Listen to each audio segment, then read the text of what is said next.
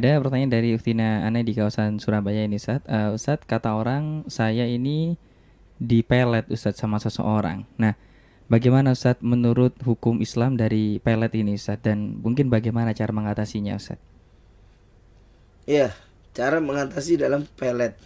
Yang jelasnya bisa jadi memang ada pengaruh daripada sihir, yaitu termasuk bisa juga ada karena pengaruh suatu sihir, ya, yang pastinya bisa dengan doa-doa atau hizib, ya, atau wirid-wirid seperti misalkan hizbus sakran dan yang lainnya, ya, dengan dan kita berharap kepada Allah, memohon kepada Allah untuk bisa dilepaskan kalau memang itu adalah demikian. Cuma yang jelas, ya, kita menjadi hamba yang waspada boleh, tapi jangan menjadi hamba yang suudzon kepada orang. Karena terkadang, ya, sudah menjadi kebiasaan di masyarakat, sedikit ada apa langsung mengarahkan itu adalah sebagai sihir, santet dan lain sebagainya. Nah, ini tidak dibenarkan juga. Ya, ini tidak dibenarkan.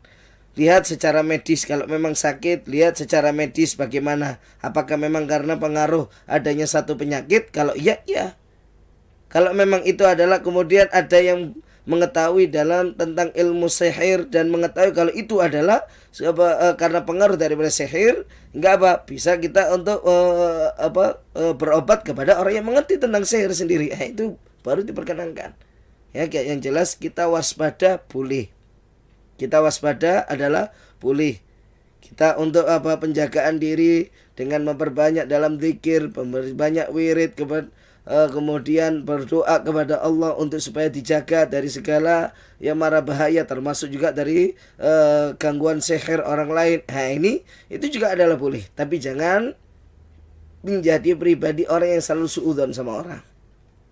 Terlebih nanti ada tetangganya gini sudah dituduh untuk dia menyandet, ya, sampai akhirnya banyak terjadi hukum masa, di masa sampai meninggal padahal belum ada kepastian dia yang melakukan sihir, santet ataukah tidak. Nah, ini justru orang yang demikian bertanggung jawab di akhirat, naudzubillah.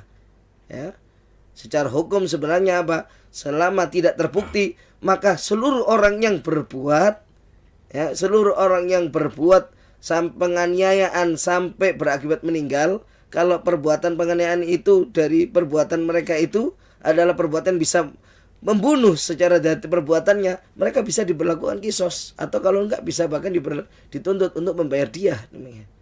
Karena apa? Perbuatan mereka yang dilakukan adalah secara kedzaliman, udwanan, bahkan kesengajaan amdan.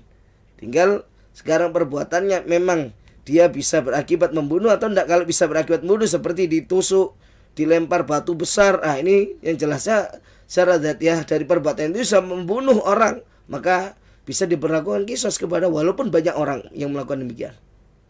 Ya, walaupun itu dilakukan oleh banyak orang, termasuk dibakar atau dan sebagainya. Ini bahaya juga. Ya, biar ditangani oleh yang berwajib.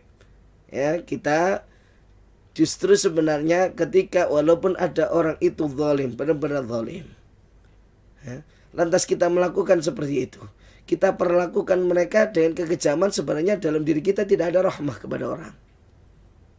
Ya. Kalau sudah tidak ada rahmah kepada orang, sekalipun kepada orang yang berbuat zalim pun, kita sebenarnya sudah tetap dituntut untuk menjadi orang yang rahmah. Lihat bagaimana Rasulullah SAW, ya, sebenarnya perlakuan daripada syariat dengan diberlakukan had itu menjadi haknya Allah, itu juga bentuk rahmah. Dalam pelaksanaannya pun harus dengan cara yang rahmah. Dengan cara yang rahmah.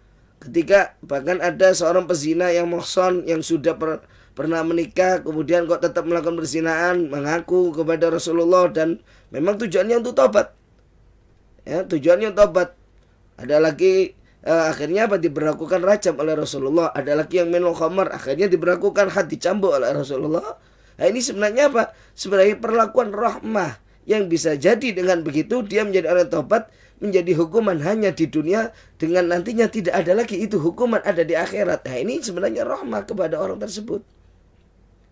Ya, menjadi satu rahmah daripada syariat sebenarnya kepada orang tersebut. Nah, ini loh, ya. Ketika saat pelaksanaan itu had, banyak orang yang mencaci. Bagaimana Rasulullah menyatakan, jangan kamu bantu setan iblis karena iblis sudah berhasil untuk menjerumuskan orang ini hingga orang ini berbuat hal demikian. Kalau kamu mencaci, sebenarnya Pak, kamu justru menjadi kawannya daripada iblis untuk apa? Menyerang, untuk menghinakan daripada orang Islam. Nah, ini ya, yang justru kadang apa, orang yang menghakimi justru lebih puas lagi daripada itu. Tidak ada rahmatnya sama sekali. Naudzubillah. Hati-hati kalau sudah tidak rahmat, ya, irhamu man fil ardi yarhamkum man fis sama. Rahmati makhluk yang ada di muka bumi, niscaya yang di langit pun akan rahmat kepadamu. Ya, para malaikat Allah pun akan rahmah. Bahkan Allah pun akan rahmah kepadanya. Ya, akan berbelas kasih kepadanya itu.